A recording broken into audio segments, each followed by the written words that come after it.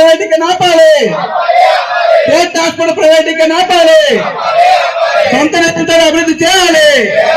Jubilee హాస్పిటల్ని private వాళ్ళకి ఇవ్వాలని కేంద్ర ప్రభుత్వం గత ఆగస్టులో నిర్ణయం చేసింది. దానికి అనుగుణంగా లోకల్ మేనేజ్మెంట్ సెప్టెంబర్ 24న టెండర్లు పిలిచారు. వెంటనే సిఐటియుగా స్పందించి హాస్పిటల్ ప్రైవేటీకరణకు వ్యతిరేకంగా వివిధ రూపాల్లో ఆందోళనలు చేపట్టడం జరిగింది. వేలాది మంది దగ్గర సంతకాల సేకరణ చేయించింది. అలాగే ధర్నాలు విశాఖపట్నం పోర్టు హాస్పిటల్ గేటు దగ్గర గత అక్టోబర్ 1 నుంచి నేటికి 191వ రోజు రిలే నిరాహార దీక్షలు జరుగుతూ ఉన్నాయి సిఐటియు ఆధ్వర్యంలోని. గత టెండర్లు ఎవరు రాకపోవడంతో ఆ టెండర్ ప్రక్రియను రద్దు చేశారు. అది ఆందోళన ఫలితంగా ఆ టెండర్లు రద్దు చేసుకోవాల్సిన పరిస్థితి ఏర్పడింది. మళ్ళా కేంద్ర ప్రభుత్వం ఆదేశాలతోటి మార్చి 3వ తారీఖున టెండర్ రీటెండరింగ్కి ప్రక్రియ అనేది ప్రారంభించారు. ఏప్రిల్ 19 వరకు గడువిచ్చారు. 21ని టెండర్లు ఓపెన్ చేయబోతూ ఉన్నారు. కాబట్టి అందుకు ఈ టెండర్ ప్రక్రియను ఆపాలని, హాస్పిటల్ ప్రైవేటీకరణ చర్యలు ఉపసంహరించుకోవాలని, పోర్టు సొంత నిధులతోటి డెవలప్ చేయాలని చెప్పేసి డిమాండ్లతోటి ఈ ఆందోళన కొనసాగుతూ ఉంది. ఈ ఆందోళనలో భాగంగా ఇప్పటికే బ్యాడ్జీలు పెట్టి నిరసన వ్యక్తం చేయటం, ఆఖరికి సెక్షన్లు డిపార్ట్మెంట్లతో పాటు నివాస ప్రాంతాల్లో కూడా ఏరియాల్లో కూడా ప్రొటెస్టు నిరసనలు తెలియజేయటం అనేది జరిగింది. ఈరోజు అడ్మినిస్ట్రేషన్ బిల్డింగ్ దగ్గర మహాధర్నా కార్యక్రమం చేపట్టడం జరిగింది. ఇప్పటికైనా కేంద్ర ప్రభుత్వం పోర్టు యాజమాన్యం దిగొచ్చి ఈ టెండర్ ప్రక్రియను ఆపాలని, ప్రైవేటీకరణ చర్యలు ఉపసంహరించాలని, సొంత నిధులతో డెవలప్ చేయాలని చెప్పేసి డిమాండ్ చేస్తూ ఉన్నాం. పోర్టుకి లాభాలు వస్తూ ఉన్నాయి. ప్రతి ఏడు గత సంవత్సరం 720 కోట్లు లాభాలు వచ్చినాయి. రిజర్వ్ ఫండ్స్ దాదాపు 2000 కోట్లు పైబడి రిజర్వ్ ఫండ్స్ ఉన్నాయి. అలాగే విలువైనటువంటి భూమి, భవనాలు, ఇన్ఫ్రాస్ట్రక్చర్ ఫెసిలిటీస్ అన్నీ కూడా ఉన్నాయి. అట్లాంటిది ఈరోజు ప్రైవేట్ వాడికి ఇవ్వాల్సినటువంటి అవసరం ఏమొచ్చిందని చెప్పేసి మేము అడుగుతా ఉన్నాం. ప్రభుత్వం మంత్రి చెప్పినట్టు ఈ ప్రైవేటు సూపర్ స్పెషాలిటీ వైద్యం కోసమే ప్రైవేట్ వాడికి ఇస్తున్నాం, వైద్యం ఖర్చులు తగ్గించుకోవడం కోసం ఇస్తున్నాం అని చెప్పి ఏదైతే మంత్రి గారు పార్లమెంట్లో ప్రకటించారో అది పూర్తిగా అవాస్తవం, అసమంజసమైనటువంటి విషయం, అది మోసపూరితమైనటువంటి చర్య అని చెప్పేసి మేము చెప్పదలుచుకున్నాం. ఎందుకనంటే పోర్టు దగ్గర నిధులు ఉన్నప్పుడు, సొంత నిధులు ఉన్నప్పుడు మెరుగైన వైద్య సేవలు అందించాలంటే అవసరమైన పరికరాలను సమకూర్చుకోవడం, నైపుణ్యం కలిగిన డాక్టర్ని నియామకం చేయటం కానీ, కనీసం విజిటింగ్ బేసిస్లో డాక్టర్ని ఏర్పాటు చేసుకుని మెరుగైన వైద్య సేవలు అందించడానికి అవకాశాలు ఉన్నప్పుడు వాటిని ఉపయోగించుకుని మెరుగైన వైద్య సేవలు అందించాల్సింది పోయి ఈరోజు ప్రైవేట్ వాళ్ళకి ఇవ్వటమే మార్గం అని చెప్పేసి చెప్పటం అని అంటే ఇది కేవలం ఒక కుట్రపూరితంతో జరుగుతుంది. అసలైన కుట్ర ఏంటంటే భూమి 6 ఎకరాలు భూమి విస్తీర్ణంలో ఉంది పోర్టు హాస్పిటల్.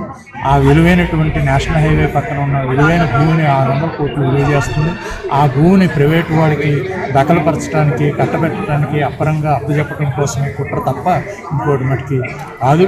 వాడు వైద్య సేవలు వెల్ఫేర్ కోసం, వాడు శ్రేయస్సు కోసం వాడు రాడు. వాడు ఆ భూమిని ఉపయోగించుకుని వాడి సొంత ప్రయోజనాలు, వాడు ఏమీ రూపాయి పెట్టుబడి పెట్టడు హాస్పిటల్కి, డెవలప్మెంట్కి.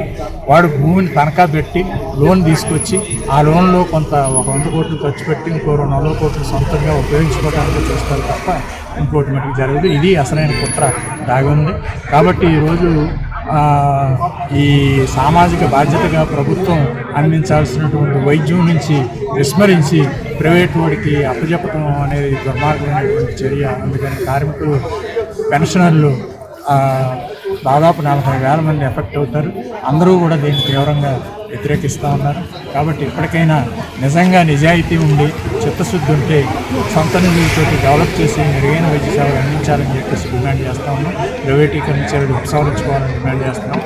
అప్పటికి ప్రభుత్వం కనుక దిగి రాకపోతే రేపు 21వ తేదీన టెండర్లు ఓపెనింగ్ రోజున పెద్ద ఎత్తున మహాధర్నా నిర్వహించి మా నిరసనని తెలియజేస్తామని చెప్పేసి హెచ్చరిస్తూ ఈ ప్రైవేటీకరణ చర్యలు ఉపసంహరించుకునే వరకు కూడా ఈ ఉద్యమం ముందుకు తీసుకెళ్తామని చెప్పేసి హెచ్చరిస్తూ చివరికి మా ఆరోగ్యాలు కూడా నువ్వు ప్రైవేట్ వాళ్ళకి ఇవ్వాలని చూస్తే ఊరుకునేది లేదు, తప్పనిసరిగా అడ్డుకుంటాం. అటువంటి పరిస్థితి తెచ్చుకోదని చెప్పేసి కేంద్రంలో ఉండే బీజేపీ ప్రభుత్వానికి ఇక్కడుండే యాజమాన్యం వెంటనే ఈ రకంగా వచ్చిన రియాక్షన్ ని తెలియజేసి హాస్పిటల్ రేపు ఇవ్వాల్సిన టెండర్ ని రద్దు చేయాలి. లేకపోతే ఇటువంటి ఆందోళన కాదు, మొత్తం విశాఖపట్నంలో ఉండే మిగతా కార్మిక సంఘాలన్నీ మద్దతు తీసుకొని, మిగతా రాజకీయ పార్టీలన్నీ మద్దతు తీసుకొని అటువంటి యాక్టివిటీస్ చేయాల్సి వస్తుంది. కాబట్టి ఇప్పటికైనా సరే కేంద్ర ప్రభుత్వం ఆలోచించి సంవత్సరానికి 724 కోట్ల లాభాలు వస్తున్నాం. ఎవరు చేస్తున్నాం? మోడీ గారు పనిచేస్తే వస్తుంది లాభం? ఏమి ఆర్థిక మంత్రి పనిచేస్తే వస్తుంది లాభం? మనం పనిచేస్తే లాభాలు వస్తున్నాయి. ఈ రోజు వైజాగ్లో అభివృద్ధికి 220 కోట్ల మనం కడతా ఉన్నాం. ఓన్లీ ఆస్తి పన్ను మనం కడుతున్నాం 60 కోట్లు. ఎవరు అప్పసమ్మది? మోడీ గారు తాత ముత్తాత. ఇక్కడ ఉండే ప్రతి మనిషి కార్మికుడు కష్టపడితే వచ్చిన లాభాల నుంచి కడతా ఉన్నాం.